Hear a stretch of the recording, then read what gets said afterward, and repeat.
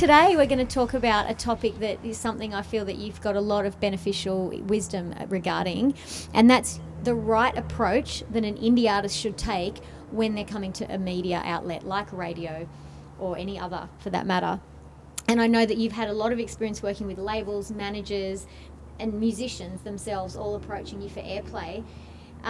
What, in your opinion, what is the ideal way for any of those people to approach you? Firstly, be patient. As a music director, I listened to absolutely everything that was sent to me, but everyone's time poor these days, and your job can often take you into all sorts of other areas, and you don't always have time to listen to music. So if I haven't heard your record and it's a month has gone by, send me an email or pick up the phone, leave a message, whatever, and just say, look, hi, it's blah, blah, blah. Have you had a chance to listen to my song yet? Be really keen to know what you think about it. Don't say, can you please put me on your radio station? Just ask them for feedback.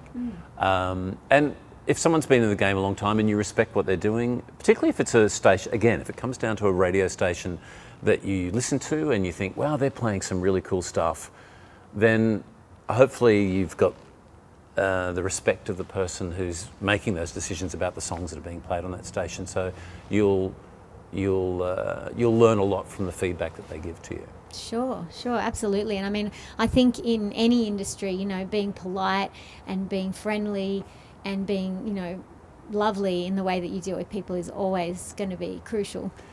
It's hard, but it's hard when you're struggling, of course. because you're desperate to get your song heard, and I get that. Everyone's busy, like you said. We're all, we're all time poor and all of that. A simple tip too: don't ever call a music director or anyone at 4 o'clock on a Friday afternoon and expect that they're going to be able to take your call or get your song on the radio that afternoon because you're playing a gig that night. It's the worst time. Like pick your moment too. Earlier in the day is much better. Yeah, or lead time is key, isn't it? Lunchtime, early afternoon is fine, but later in the day everyone's busting to get everything done so they can go home. Yeah, it makes sense. So look, in terms of artists, sometimes artists hire people, like we were saying, publicists or labels or whatever. Sometimes they're the ones approaching the media. What qualities should an artist look for in a representative? If you can get a publicist, if you can afford a publicist, great. If you can afford a manager, even better. As always, you've got to find someone who's really genuine, if you can, and passionate about music. Obviously, it helps if they've got great business nous and experience in the industry. They're all the things that you're looking for. But for me, it's always about passion. I'm passionate about music. I connect with other people who are passionate about music. Doesn't matter what they do in the music industry, whether they're producers or they're managers or they're artists or whatever it might be. If someone's passionate, then I think you're a long way taking a step in the right direction. And you can sound them out. Some managers might just think they'll see you as an opportunity to make money, but I think you really got to find that someone that's on the same page, have a kind of simpatico with them. And there's an easy test, I think, sit down with them and don't be afraid to ask them questions. Ask them about the bands they like and get a sense of where they're coming from musically and see how passionate they are about it and how much they really do, how much they know about those artists and how much they're really into what they're talking about. You'll get a real sense of it.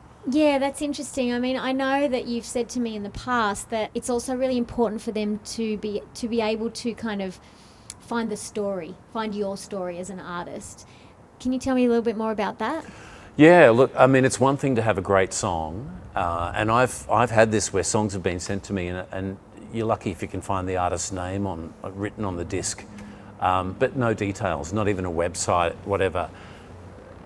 The media needs a story behind it. It's not just enough to have a song, particularly if you're going to like local ABC station or community station, or any media outlet. The bottom line is they want to be able to put some context around who you are as an artist. They want you to be able to tell a story about you, not just the song, but about maybe it's the story about the song itself, maybe it's the inspiration for the song or how you struggled to write it or how it was born out of some crazy thing that happened to you, some crazy event in your life, or something that inspired you, a particular event, great.